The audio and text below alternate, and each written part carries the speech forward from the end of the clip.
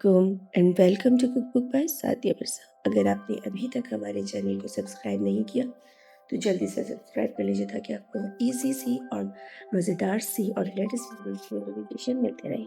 Cooking जिस तरह मैं हमेशा की तरह कहती हूँ कोई मुश्किल नहीं है, बहुत ईज़ी है। तो आज हम बनाने जा रहे हैं मैरिनेटेड चिकन यखनी पुलाव, जिसके लिए हमने 1 केजी चिकन ली है। इसको जो है वो हम मैरिनेट करेंगे। इसमें अगर आप चाहें तो डीप कट लगा सकते हैं। आप आप पर डिपेंड करता है और मसालों की मिकदार जिस तरह मैं हमेशा कहती हूँ, अपने हिसाब से आप कम और ज़्यादा कर सकते हैं। सिंपल से मसालों के साथ ये मज़ेदार सा मैरिनेटेड चिकन यखनी पुलाव बहुत ही मज़ेदार बनता है। इसके लिए मैंने लिए हैं 800 ग्राम आलू, जिनको मैंने पील कर लिया है यानी कि छील लिया है। छीलने के बाद 1-2 हिस्सों में काट लिया है। काटने के बाद इसी चिकन के साथ 1 केजी आलू को भी मैरिनेट कर लेंगे। अगर आपको आलू पसंद नहीं, आप आलू स्किप कर सकते हैं। और मैं हमेशा कहती हूँ कि मुझे साबुत गरम मसाला नहीं पसंद, तो मैं बहुत कम डालती हूँ, पिसा हुआ ही शामिल करती हूँ। तो इसीलिए अगर आप चाहें तो साबुत गरम मसाला शामिल कर सकते हैं। ये मैंने इसमें अदरक, लहसुन और हरी मिर्च का पेस्ट शामिल किया है। इसमें हम जो है वो सिर्फ हरी मिर्चें ही शामिल करेंगे, इसलिए मैंने 8 से 10 हरी मिर्चें ली हैं। 8 से 10 जवे लहसुन की लिए हैं और 1 इंच का टुकड़ा मैंने अदरक का लिया था। 1 खाने का चम्मच मैंने नमक लिया है और उसके बाद मैंने 1 खाने का चम्मच धनिया और ज़ीरा लिया है और 1 खाने का चम्मच पिसा हुआ गरम मसाला लिया है। बस ये इंग्रेडिएंट्स इनफ है। नमक मैंने अभी 1 चम्मच डाला है, बाकी का नमक जो है वो हम जब पुलाव का मसाला बनाएँगे और चावल शामिल करेंगे, बाकी का नमक हम तब शामिल करेंगे। 1 कप दही शामिल करके इसको मैरिनेट कर लेंगे। 250 ग्राम दही है 1 कप के करीब। इसको हम अच्छे से मैरिनेट करेंगे, यानी कि हम 2 से 3 घंटे मैरिनेट करेंगे। अगर आपको जो है जल्दी है तो आप 1 घंटा भी मैरिनेट कर सकते हो, और अगर आपको बेस्ट और यम्मी और जूसी सा मज़ेदार सा रिज़ल्ट चाहिए तो आप इसको 5 से 6 घंटे भी मैरिनेट कर सकते हैं। ये पुलाव बहुत ही मज़ेदार बनता है, जूसी और यम्मी बनता है। तो इसे ज़रूर ट्राई कीजिएगा और मुझे बताइएगा कि आपको ये रेसिपी कैसी लगी। आगे चलते हैं वीडियो में। मैंने 2 अदद जो है वो प्याज़ लिए हैं बड़े साइज़ के, जिनको मैंने स्लाइस कर लिया है। जिस तरह हम कौरमे के लिए प्याज स्लाइस करते हैं, उसी तरह जो है हम इसको स्लाइस करेंगे और स्लाइस करने के बाद ऑयल को हीट करेंगे यानी कि गरम करेंगे।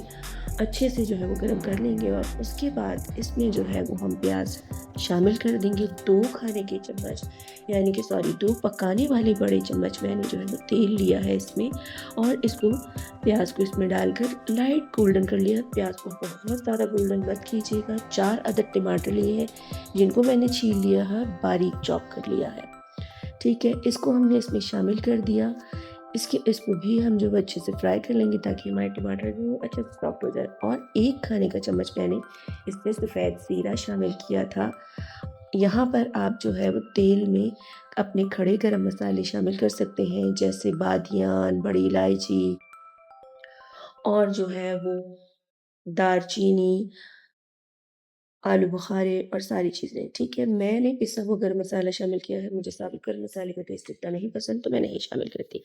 ज़ीरा जो है वो थोड़ा-सा पक जाएगा, उसको जलाने से गुरेज़ करें। प्याज़ को बहुत ज़्यादा गोल्डन मत कीजिएगा, वरना जो है वो हमारा कोरमे का कलर पुलाव का कलर ख़राब हो जाएगा। यहाँ पर तो आप सोचेंगे कि पुलाव पक रहा था और ये कोरमे का ज़िक्र कहाँ से आ गया? Slip of tongue, slip of tongue.